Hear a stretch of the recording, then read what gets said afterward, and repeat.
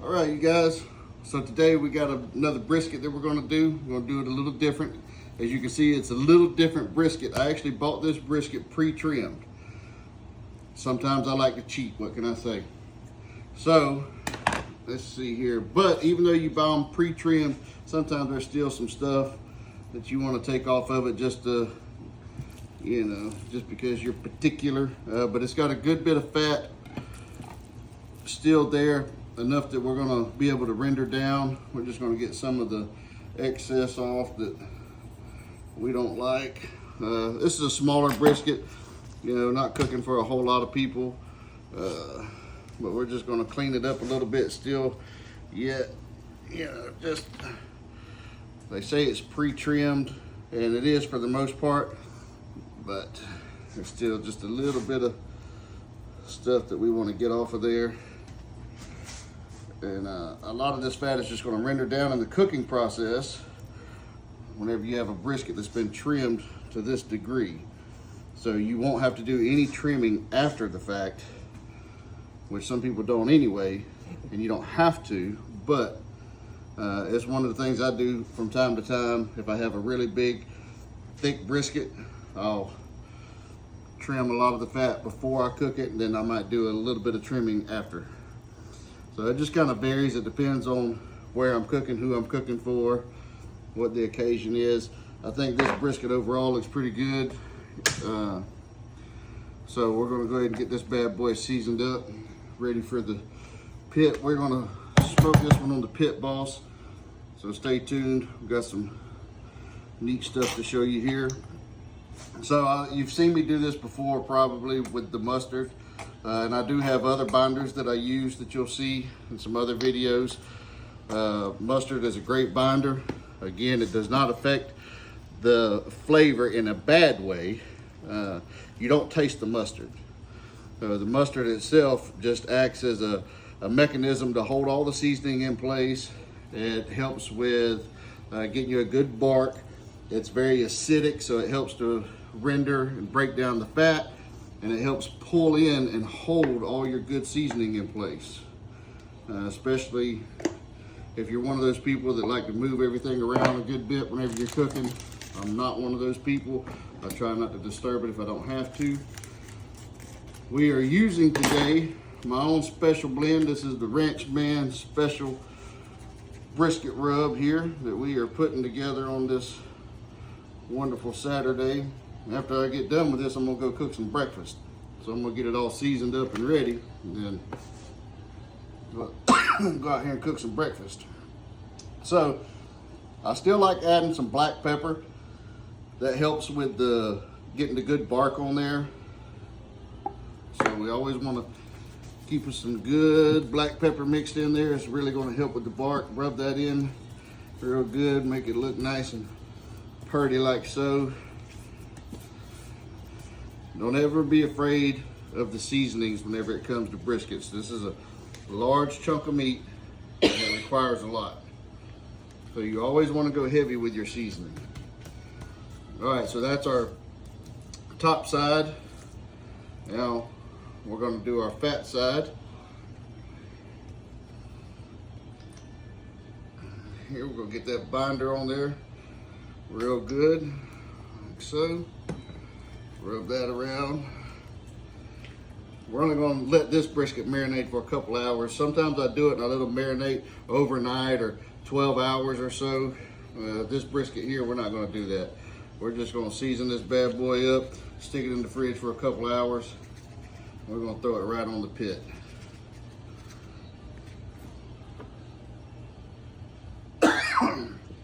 It's going to be so good. Got some nice heavy pepper on there. And you look all over YouTube, you see a lot of different methods and everything. There's not really, I don't want to say there's not a wrong way to do it, because I mean there kind of is. You can mess up a brisket. But as far as your technique, you got to find what works for you. I like doing things a certain way. Like for instance, I start with the fat down. You'll hear me talk about that on my brisket videos. Almost every different style of cooking that I do, whenever it comes to the briskets, Even, you know, whenever I use different binders, different seasonings, different things like that, I still always stick to basically the same method. I always start out with this fat side. Whenever I get that all seasoned up, it goes on the pit down first. So I always start out with the fat down, and for the first, depending on the size of the brisket and how long I'm going to be smoking it, hour and a half, 2 hours, sometimes a little bit longer, I'm going to let that smoke come up through that fat. And then once that fat is, I feel like, you know, getting rendered and it's got a good amount of smoke flavor mixed in with it, then I will flip that brisket over and I'll finish cooking it the rest of the time with the fat up, because I'd like for all of the flavor that gets into that fat to drain down through the meat while it's cooking. You know, and then and you got to watch for your bark. You got to watch for your internal temperature and things like that, because it's not an exact science of, well, I got to wrap it at 3 hours or I got to wrap it at 4 hours, or you have to watch it. It's going to be in that time frame, around 4 to 5 hours probably, you know, that you're going to want to wrap the brisket. But again, you just have to watch and pay attention to your bark, because if you wrap it too early, you don't get a good bark. If you wrap it too late, you got too much bark. So stay tuned, we got a lot more to show you. All right, so we got our brisket on there. Got our temp set at 250, got it on there with the fat down. We're gonna leave it with that fat down for a couple hours before we flip it. Stay tuned. All right, so we are at our 2 hour mark. It's time to flip this brisket. You can see here how it's doing. So remember, we put it on there with the fat down. So now we're gonna flip that bad boy over right here, and we're gonna let it continue cooking for another few hours like that there. We're holding at a good temp of 250 degrees. And we will wrap this in foil here in a little while, but we're gonna get a little bit more bark on it. Let it cook for a couple hours with the fat on top. Stay tuned. All right, so we are about 5 hours in. Fixing to wrap it. I just pulled it off. Fat is still on the top side, so everything's looking real nice. We're looking like we're getting some good bark. Come here and get a close-up of this right here. Take a look at this. See this fat rendering, all that, everything looking delicious. All right, so now we're gonna wrap our brisket here in a method that I like using, like this here. Roll it down like that, and then we will flatten it out like so. And then we're gonna fold it over and wrap it. A lot of people use butcher paper, or, you know, barbecue smoking paper, whatever you want to call it. And I am a fan of that as well, but today we are using the foil method, which is around long before wrapping it in paper. This is actually what I cut my teeth on, learning how to barbecue using foil. And my old man did it this way, and he never switched up. And I can tell you can get some really good flavor. So what you're doing now, we've got all of our seasoning is on here. We've got our smoke, we've got our bark. So now this foil is going to act like an oven, and it's just going to compress that heat. It's going to add moisture. It's going to intensify the flavor, and it's going to help with making this brisket a lot more tender.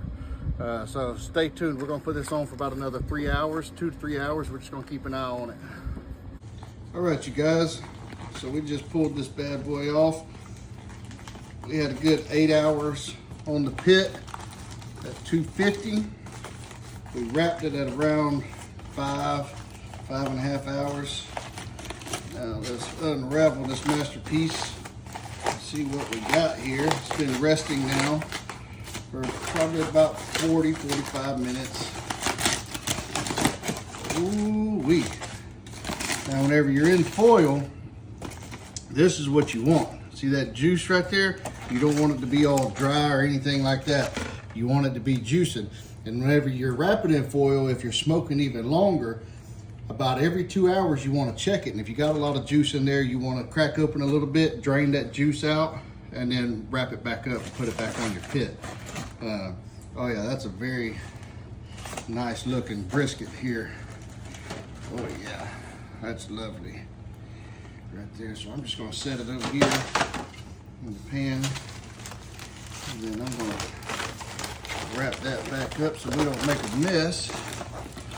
And we'll set that to the side over here in the sink.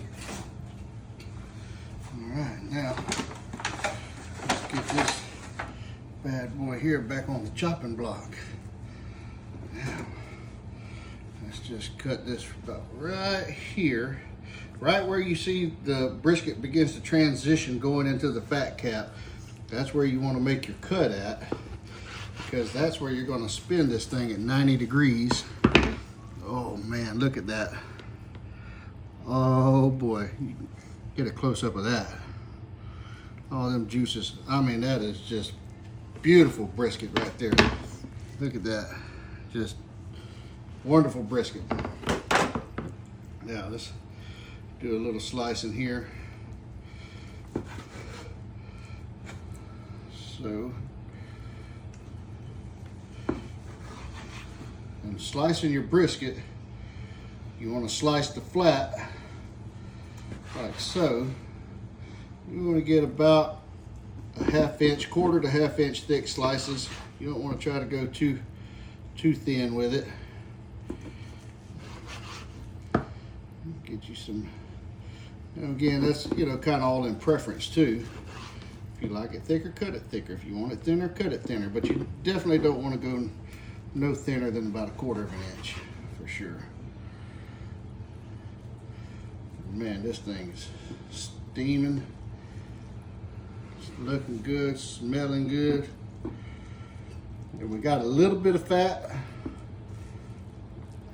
on it still. So that turned out real nice. Let's just try this. Let's see how we did right here. Yeah.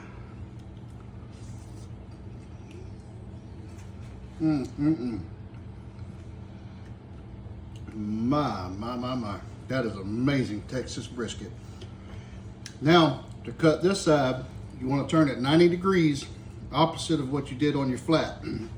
Now we're going to cut this one this direction.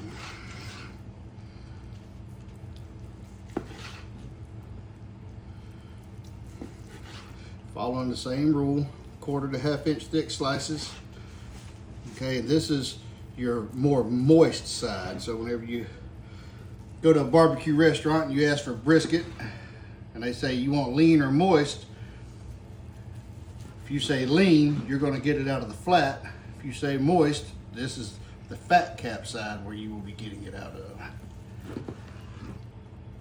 So we get here now, this last little bit right here, cut that off, and we'll just slice that up right there.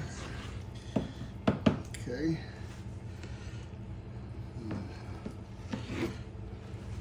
That, and now, I mean, this is just a beautiful, beautiful brisket. Oh man, I love those little ends right there.